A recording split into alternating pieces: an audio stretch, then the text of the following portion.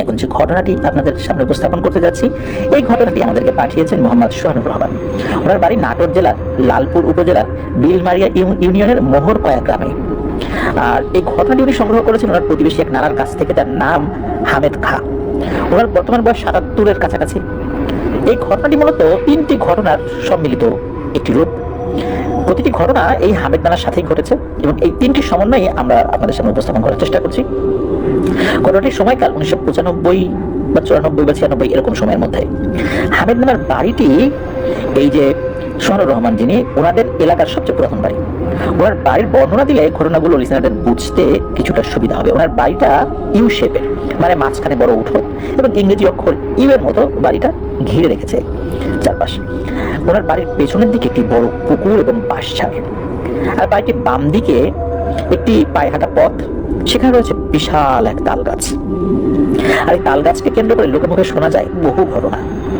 অনেকে নাকি রাতের বেলা একা ওই তাল গাছের পাশ দিয়ে হেঁটে যেতে যখন শুরু করে, তখন হঠাৎ করে মনে হয় অদৃশ্য একটা দেয়ালে তারা বাধাপ্রাপ্ত হচ্ছে, সামনে এগোতে পারছে না, ধাক্কা লাগছে। ঠিক যেমন একটা দেয়ালে ধাক্কা লেগে মানুষ সামনে আগাতে পারে না, ফেরত আসে পেছন দিকে, ঠিক তেমন। আবার অনেকে দেখে রাতের বেলা ওই তাল গাছের সমান লম্বা কোনো একটা অবয়ব ওই তাল গাছের চারদিকে ঘুরছে। একবার এক লোক রাতে বাড়ি ফিরছিলেন, তখন তিনি একাই ছিলেন। তিনি যখনই তাল গাছ পার হয়েছেন তখনই পেছন থেকে হাসির শব্দ শুনতে পান। পিছনে ঘুরে তাকাতেই দেখেন প্রকাণ্ড মানে মোটা বেটে একটা কালো অবয়ব তাকে দেখে হাসছে। এই দৃশ্য দেখে উনি সেন্সলেস হয়ে পড়ে যান। পরদিন সকালে তাকে পাওয়া যায় ওই তাল গাছের নিচে। তাকে যখন এই বিষয়ে জিজ্ঞেস করা হয়, তার জ্ঞান ফেরে, তখন উনি বিষয়টা সকলকে খুলে বলেন। এগুলো ওখানে লোকমুখে প্রচলিত, বহুল প্রচলিত ঘটনা। এবার আমরা আসি মূল ঘটনায়।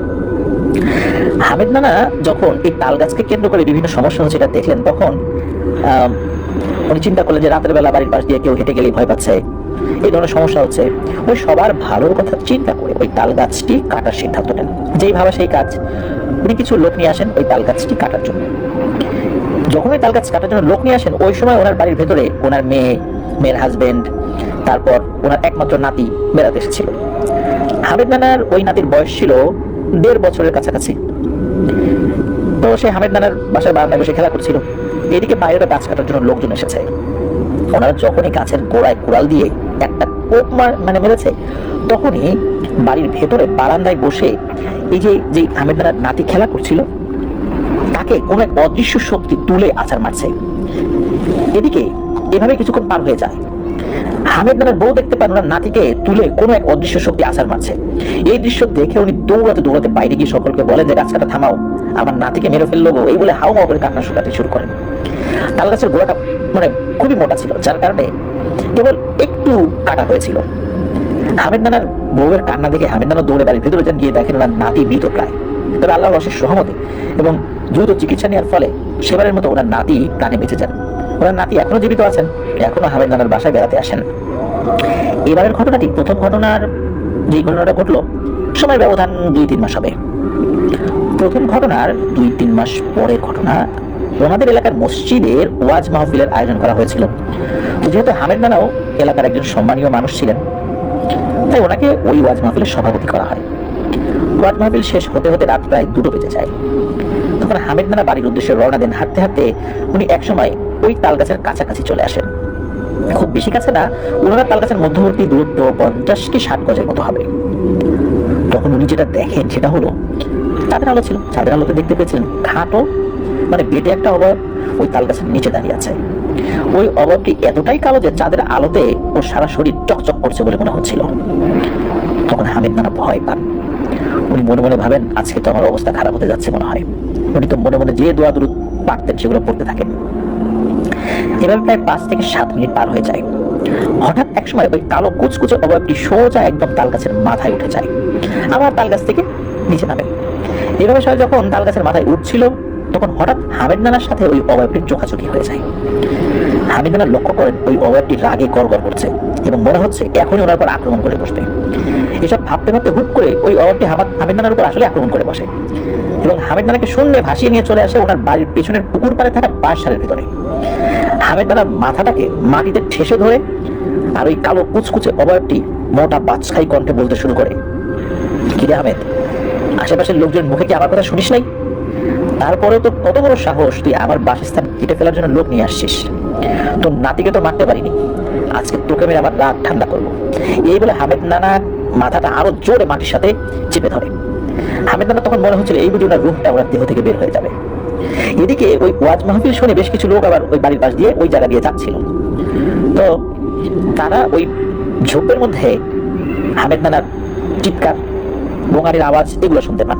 তারা দৌড়ে ওখানে চলে আসেন। তখন ওই অবয়বটি হামেদ নানাকে ফেলে হাওয়ায় মিলিয়ে যায়। ওই লোকজনের হামেদ নানাকে উদ্ধার করে বাড়িতে নিয়ে আসেন। এরপর হামেদ নানা বেশ কিছুদিন জ্বরে আক্রান্ত ছিলেন, তবে আল্লাহর রহমতে কয়েকদিনের মধ্যে উনি সুস্থ হয়ে যান। এবার আসি ঘটনার শেষ অংশে। এই ওয়াজ মাহফিল থেকে আসার সময় হামেদ নানা যে ভয়ানক অভিজ্ঞতার শিকার হয়েছিলেন তার ঠিক 5 থেকে 6 মাস পরের ঘটনা। এই 5 থেকে 6 মাসে তেমন কিছু হামেদ নানার সাথে ঘটেনি বললেই চলে। সবাই মনে করেছে যে বিষয়টির ওইখানেই সমাপ্তি ঘটেছে, কিন্তু না। হামেদ নানার পৈতৃক সম্পত্তি মোটামুটি ভালোই ছিল, তাদের বেশ ফসলি জমি ছিল। তো এই জমিগুলো তারা নিজেরাই চাষ করতেন, আর এর পাশাপাশি বাড়িতে গরু পালতেন। তো হামেদ নানার 3 থেকে 4টির মতো গরু ছিল।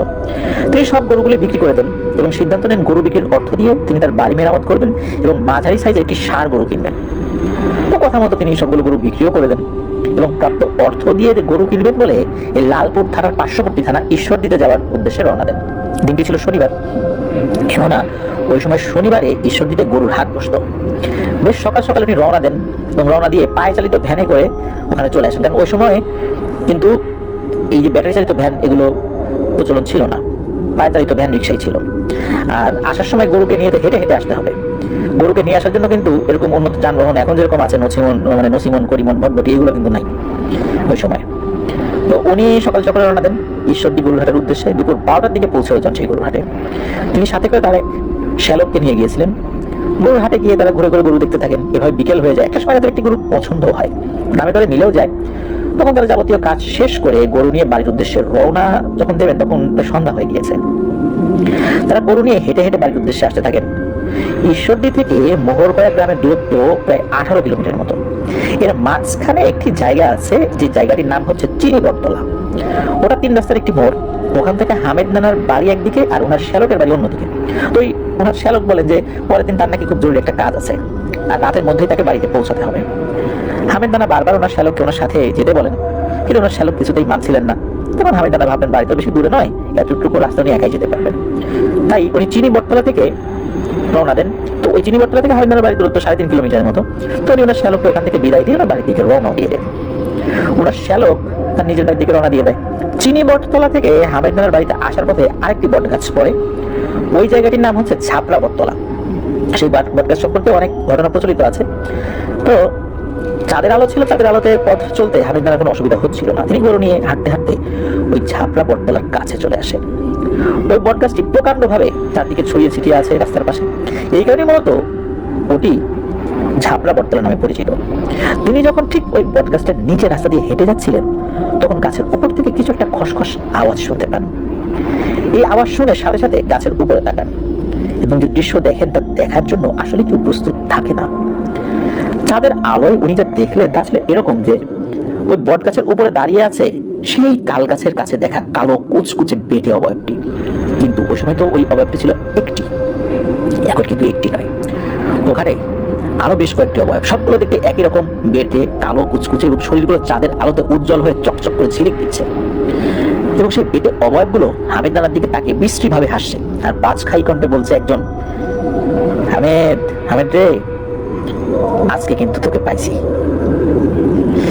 এইটা দেখার পর আর শোনার পর হামেদ নানার শরীর তো পুরো বরফের মতো ঠান্ডা হয়ে যায়, কিন্তু এক চুলও নড়াচড়া করতে পারছিলেন না। ভয়ে উনি দোয়া দরুদ পড়তে গিয়েও বারবার সেই দোয়া দরুদ ভুল করে পড়ে ফেলছিলেন, যেটা হয় আর কি স্বাভাবিকভাবে। তখন ওই অবয়বগুলো একসাথে হামেদ নানাকে আক্রমণ করে বসে। ওই বেটে কালো কুচকুচে অবয়বগুলোর মধ্যে কয়েকটা হামেদ নানাকে আক্রমণ করে আর কয়েকটা হামেদ নানার গরুকে আক্রমণ করে। ওই অবয়বগুলো হামেদ নানাকে বারবার বলছিল, তুই আমাদের বাসস্থান নষ্ট করতে চেয়েছিলে, আর তুই চেয়েছিলে বাসস্থান নষ্ট করতে, আর আমরা কি তোকে এত সহজে ছেড়ে দিব?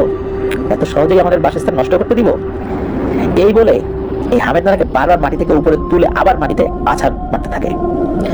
একটা পর্যায়ে হামেদ নানার মাথায় আঘাত লাগে আর তখন উনি সেন্স হারিয়ে ফেলেন। আর সেন্সলেস হয়ে যে কতক্ষণ পড়েছিলেন এটা উনি জানেন না।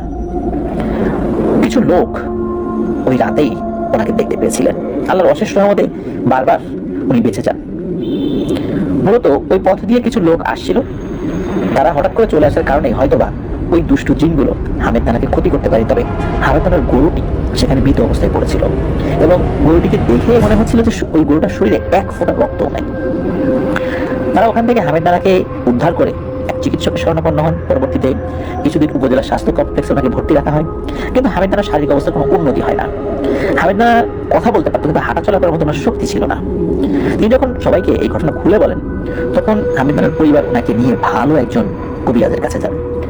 ওই কবিরাজ সমস্ত ঘটনা শুনে 3 দিন সময় নেন এটা সমাধানের জন্য, এবং কিভাবে সমাধান করা যায় তা উনি ওনার জিনদের মাধ্যমে জানবেন।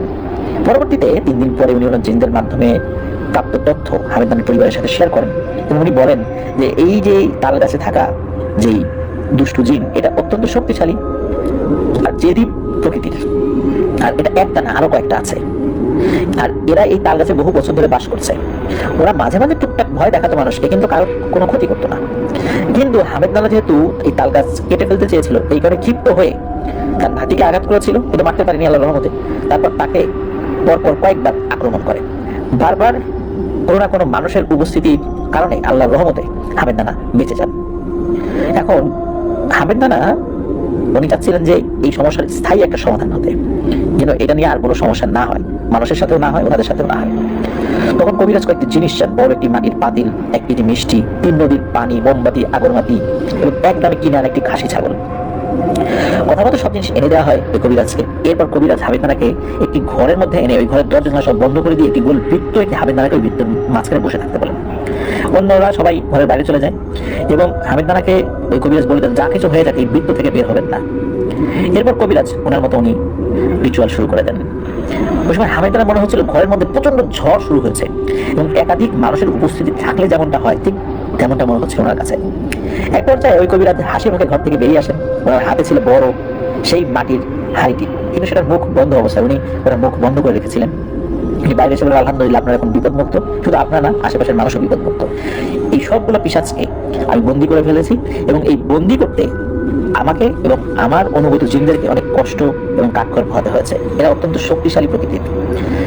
এই ঘটনার পর ওই কবিরাজকে হামেদ নানার পরিবার টাকা পয়সা দিতে চেয়েছিলেন, কিন্তু ওই কবিরাজ কোনো টাকা নেন না, শুধু বলেন যে আমার কাজ উপকার করা, আপনি এবং এলাকাবাসী উপকৃত হয়েছে, এটাই আমার হাদিয়া, আমার কোনো টাকা পয়সা লাগবে না। এই বলে কবিরাজ বিদায় নেন, ওই হাড়িটার সাথে নিয়ে চলে যান। এরপর হামেদ নানা ধীরে ধীরে সুস্থ হয়ে ওঠেন। সেই ঘটনার পর থেকে এখন পর্যন্ত হামেদ নানার সাথে আর কোনো ঘটনা ঘটেনি। হামেদ নানা এখনো জীবিত আছেন, আল্লাহর রহমতে সুস্থ আছেন। ওই তাল গাছটিও কিন্তু এখনো আছে, কিন্তু এখন ওই তাল গাছের আশেপাশে কোনো ভয়ের ঘটনা ঘটে না। যদিও তাল গাছের আশেপাশে যে পায়ে হাঁটা পথ রয়েছে এই পথে মানুষ খুব একটা ব্যবহার করে না, কিন্তু ওই তাল গাছকে নিয়ে আর কোনো ভয়ানক ঘটনার সম্মুখীন এখন পর্যন্ত কেউ হয়নি। তো আমাদেরকে যিনি ঘটনা পাঠিয়েছেন উনি ডাচ বাংলা ব্যাংকের যে এজেন্ট ব্যাংকিং রয়েছে সেই এজেন্ট ব্যাংকিং এ চাকরি করেন। খুব কম সময় পান, ব্যস্ততার মধ্যে থাকেন, তারপরেও উনি আমাদেরকে ঘটনা পাঠিয়েছেন। অসংখ্য ধন্যবাদ। আর উনি আমাদেরকে জানিয়েছেন এই হামেদ নানার বাড়ির ছবি এবং বাড়ির সাথে থাকা এই যে তাল গাছের ছবি আর ঝাপড়া বটতলার ছবি আমাদেরকে পাঠাবেন। আর ওই তাল গাছের পাশের রাস্তা বন্ধ করে দেওয়ার কারণে এখন ওখানে ঝোপঝাড়ে ভরা, একদম কাছে গিয়ে ছবি তুলতে উনি সক্ষম হননি। দূরের রাস্তা থেকে যতটুকু দেখেছেন, যতটুকু ছবি তুলতে পেরেছেন সেটাই উনি করেছেন। ধন্যবাদ জানাচ্ছি প্রিয় লিসেনার্স যিনি আমাদেরকে ঘটনা পাঠিয়েছেন, অনেক কষ্ট করে লিখে পাঠিয়েছেন। কৃতজ্ঞতা জানানোর ভাষা আসলে আমাদের নাই, যারা আপনারা আমাদেরকে ঘটনা প্রতিনিয়ত পাঠিয়ে যাচ্ছেন। এভাবেই আমাদের সাথে থাকুন, এভাবেই আমরা দীর্ঘ পথ ইনশাল্লাহ বাড়িতে চাই। প্রিয় লিসেনার্স চলুন চলে যাই আমাদের এবারের এপিসোডের দ্বিতীয় ঘটনায়।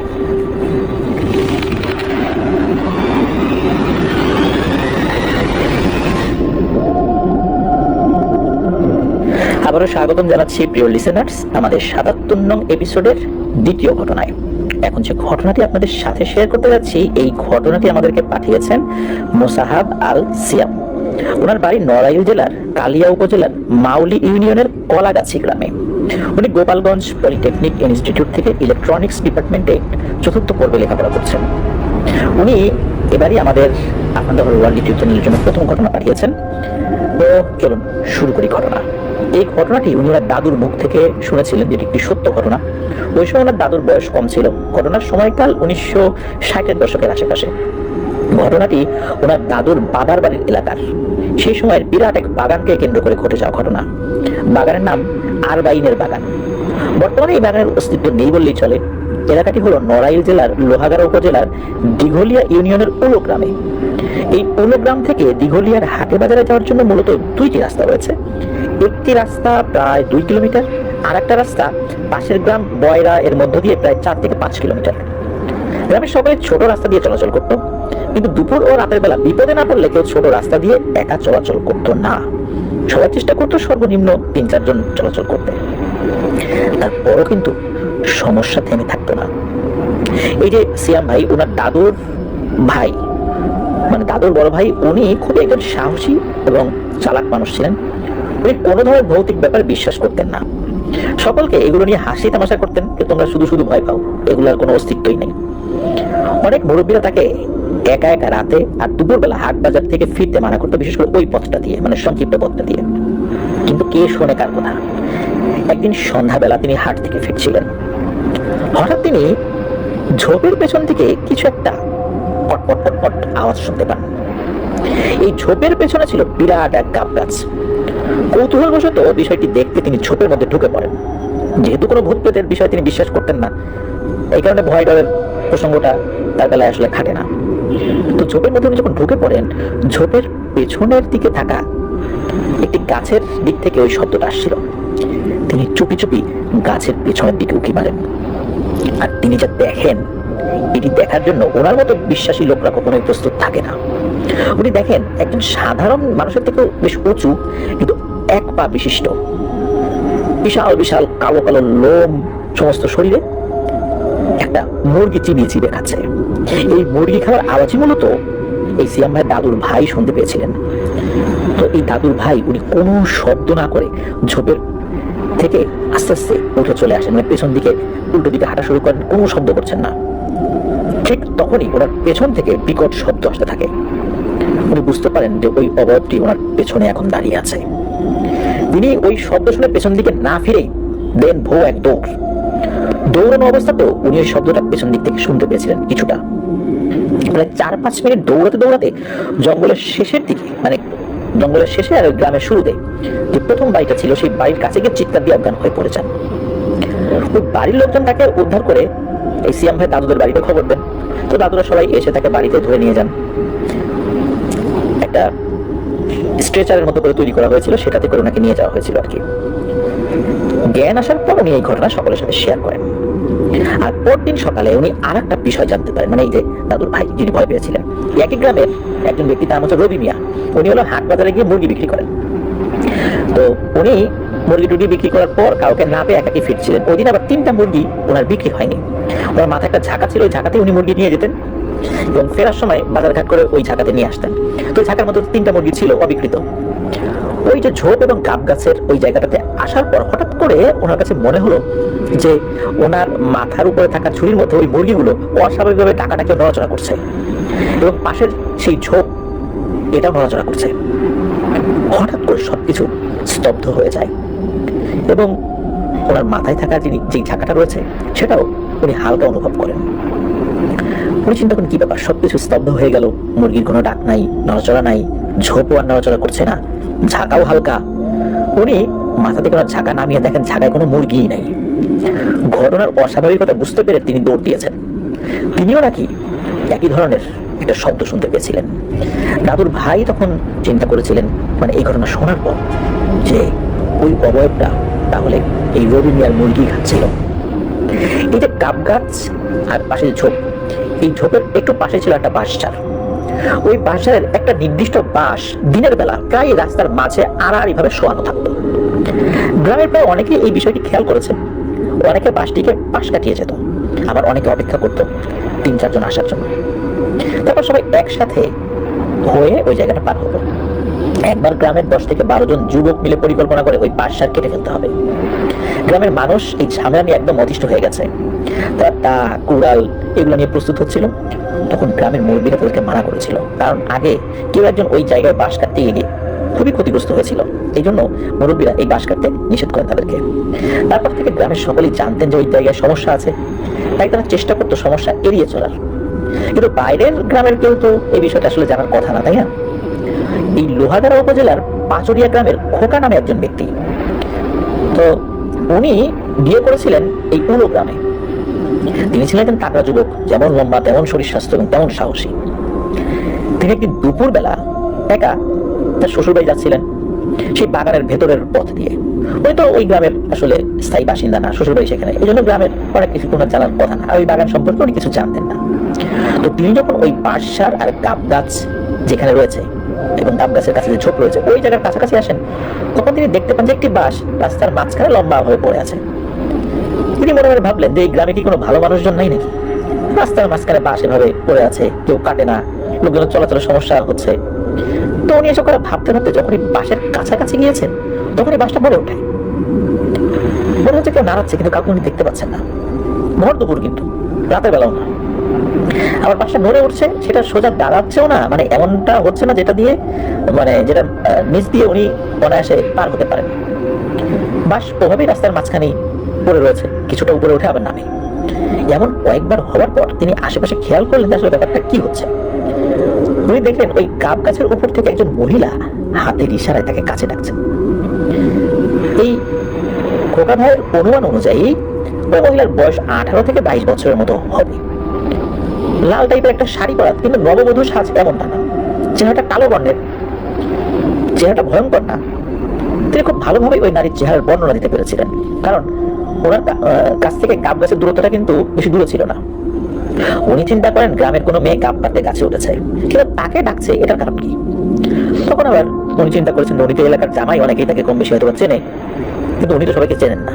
তো উনি মনে করেছেন যে ওনার তো হয়তো কোনো শালিকা হবেন, দুঃসম্পর্কের শালিকা হতে পারেন। ওনার ওয়াইফের যে কয়েকজন বোন ছিল তাদেরকে উনি চিনতেন, কিন্তু ওয়াইফের যে খালাতো বোন, ফুফাতো বোন, এদেরকে তো উনি ওইভাবে চিনতেন না। তো চিন্তা করছে এরকমই কেউ হবে, হয়তো দুষ্টুমি করছে তার সাথে। উনি আবার মজা করে চেঁচিয়ে বলে ওঠেন যে, শালিকা, এখন তো আমি ব্যস্ত আছি, এখন তো কথা বলতে পারবো না তোমার সাথে, তুমি বাসায় এসো, পরে কথা বলবো। এই কথা বলে উনি ওই বাসটাকে পাশ কাটিয়ে নিজের মতো শ্বশুরবাড়ি চলে যান। রাস্তায় যে এই ঘটনা ঘটলো এই বিষয়ে কিন্তু উনি কিছুই মনেই করেন নাই, আর এইগুলো শ্বশুরবাড়িতে গিয়ে যে বলবেন, নিজেকে হালকা করে ফেলবেন, এই চিন্তা করে উনি এই বিষয়টা শ্বশুরবাড়িতে উনি বলেন নাই। এদিকে নতুন জামাই এসেছে শ্বশুরবাড়িতে, আদর যত্ন তো কম হচ্ছে না, তাই না? তো নড়াইল জেলার ঐতিহ্য অনুযায়ী নতুন জামাই আসলে পিঠা বানানো হয়, ভালো ভালো রান্না করা হয়, সব জায়গায় এরকম হয়, কিন্তু স্পেশালি পিঠা বানানোর রেওয়াজটা ওই এলাকাতে রয়েছে। এবং এক হাড়ি পিঠা আবার জামাইয়ের হাতে দিয়ে দেওয়া হয়, তো শাশুড়ি দিয়ে দেন যাতে করে জামাই নিজের বাড়িতে নিয়ে যেতে পারে। তো এভাবে প্রস্তুতি চলছিল। দুপুরবেলা যে ঘটনা ঘটেছে উনি কাউকে বলেন নাই। এদিকে পিঠা টিঠা খাওয়ার পর ওনার আত্মীয় স্বজনদের সাথে, শালিকাদের সাথে গল্প করতে করতে কখন যে রাত 9টা বেজে গেছে তার খেয়ালই নেই। আর সবাই চিন্তা করেছে যে আজকে রাত হয়তো বা উনি শ্বশুরবাড়িতে থাকবেন, এই কারণে কেউ তাকে মনে করাই দেয়নি চলে যাওয়ার কথা। হঠাৎ করে উনি চলে আসার প্রস্তুতি নেই। শ্বশুরবাড়ির লোকজন তো আবার কথা নাই বার্তা নাই, হঠাৎ করে চলে যাবেন, চলে গেলে আগে থেকে বলতো। আসলে ওনার চলে যাওয়ার নিয়তি ছিল, যেহেতু আত্মীয় স্বজনদের সাথে গল্পে মেতে উঠেছিলেন, এই জন্য সময়ের বিষয়টা ওনার আসলে খেয়াল ছিল না। শ্বশুরবাড়ির লোকজন তাকে থেকে যেতে বলেন, কিন্তু তারপর ওনার সকালে কাজ আছে এই কথা বলে উনি চলে আসার সিদ্ধান্ত নেন। ওই রাতটা ছিল পূর্ণিমা, চারপাশে যথেষ্ট আলো ছিল, এই কারণে বেরিয়ে পড়েন, হাতে তার পিঠার সেই হাড়ি। কিছুক্ষণ হাঁটার পর ওনার সেই দুপুরবেলার কথা মনে পড়ে। তখন চিন্তা করেন যে রাস্তা দিয়ে, মানে কোন রাস্তা দিয়ে যাবেন? বয়রা গ্রামের ভেতর যে 4-5 কিলোমিটার রাস্তা আছে সেটা দিয়ে, নাকি ছোট এই 2 কিলোমিটার রাস্তা দিয়ে? ছোট রাস্তা দিয়ে গেলে কম সময় লাগবে, কিন্তু বিরাট সেই ভয়ঙ্কর বাগানের মধ্যে দিয়ে যেতে হবে। আর বড় রাস্তা দিয়ে গেলে সময় অনেক বেশি লাগবে, তবে ছোট একটা বাগান এবং একটা কবরস্থান করবে। তিনি শেষ পর্যন্ত ডিসিশন নিলেন যে ছোট পথ দিয়েই যাবেন। রবি মোল্লা নামের একজন লোক আছে, ওনার যে বাড়ি, ওই বাড়িটা হলো ওই গ্রামের একদম শেষের বাড়ি, মানে বাগান শেষ হওয়ার পরে প্রথম বাড়ি। আর ওই গ্রামের যদি তার শ্বশুরবাড়ির দিক থেকে চিন্তা করা হয়, গ্রামের শেষের বাড়ি। তো ওই বাড়িটা পার হয়ে মূলত ওই ঝোপঝাড়, গাব গাছ, বাঁশঝাড় এইগুলো শুরু হয় আর কি। তো উনি যখন ওই পথে দিয়ে যাচ্ছিলেন, যাওয়ার সময় উনি ইচ্ছাকৃতভাবে একটা কাশি দেন। গ্রামের লোকজন পাশ দিয়ে যদি কেউ যায় জিজ্ঞেস করে কে যায়, তো কথাবার্তা বলেন, এটা কিন্তু গ্রামের একটা প্রচলিত একটা সংস্কৃতি। তো ওই কাশির শব্দ শুনে তবি মোল্লা বলে ওঠেন, এই কেডারে? তখন এই খোকা ভাই বলে উঠেছেন, কাকা আমি খোকা, আপনাদের জামাই। তখন তবি মোল্লা বলেন, বাবা তুমি এত রাতে কই যাও? তখন ওই খোকা ভাই বলেন যে, কাকা বেড়াতে আসছিলাম তো এখন চলে যাচ্ছি। তবি মোল্লা বলেন যে, বাবা তুমি এখন যাচ্ছ, রাস্তা তো ভালো না, সাবধানে যাও। ওই সময় এই খোকা ভাই বুদ্ধি করে জানিয়ে রেখেছিল যদি উনি বিপদ টিপদে পড়েন তবি মোল্লা যেন সাহায্য করেন। তো তবি মোল্লা বলে, আচ্ছা ঠিক আছে বাবা, আমি ঘুমাচ্ছি না, দেরিতে ঘুমাবো, তুমি যাও। তো তৈরি মোল্লার বাড়ি তো ছিল শেষ, বেরিয়ে পরে বাগান শুরু। খোকা ভাই বাগানের ভেতরে রাস্তা দিয়ে হাঁটা শুরু করেছেন। 2 মিনিট হাঁটার পর উনি একটা সিগারেট খাওয়ার অভ্যাস ছিল, উনি বেশ সিগারেট খেতেন নাকি। তখন তিনি খেয়াল করলেন তার সামনে একজন মানুষ, সাধারণ মানুষ হেঁটে যাচ্ছে। এটা দেখে তিনি সাহস পান। তখন তিনি সিগারেট থাকা অবস্থাতেই ওই লোককে হেঁটে ধরার জন্য দ্রুত হাঁটার গতি বাড়িয়ে দেন আর কি, যাতে দ্রুত হেঁটে ওনাকে ধরতে পারেন। ঠিক তখনই ওই সামনের লোকটা দ্রুত হাঁটা শুরু করে। আবার যখন খোকা ভাই ধীরে হাঁটেন, সামনের লোকটা ধীরে হাঁটে। ওনার হাঁটার গতির সাথে সামনের লোকটার গতি একদম মিল, কেউ ওকে টাচ করতে পারছে না। খোকা ভাই কোনোভাবেই হেঁটে তাকে ধরতে পারছেন না। এটা করতে করতে যখন সেই গাছ এবং বাঁশের কাছে চলে আসেন, তখন কয়েক সেকেন্ডের জন্য সামনের লোকটা তার চোখ থেকে ভ্যানিশ হয়ে যায়। কোথায় গেল বুঝতে পারছেন না। ভালো করে তাকিয়ে দেখেন চারদিকে যে না, ওই লোকটা তো নাই। এই ঘটনার পর তিনি বুঝতে পারেন তিনি কোনো একটা সমস্যার মধ্যে পড়তে চলেছেন।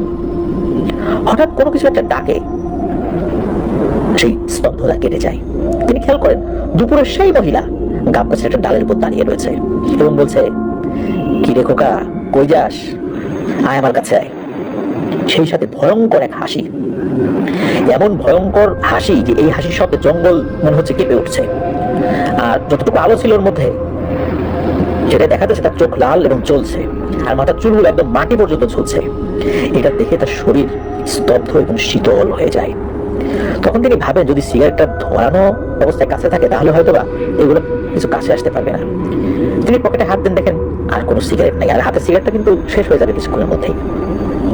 এদিকে ওই নারী অবয়বটা গাছ থেকে লাফিয়ে নিচে নেমে আসে এবং আস্তে আস্তে খোকা ভাইয়ের দিকে এগোতে থাকে। আর খোকা ভাই এক পা করে পেছন দিকে যেতে থাকে।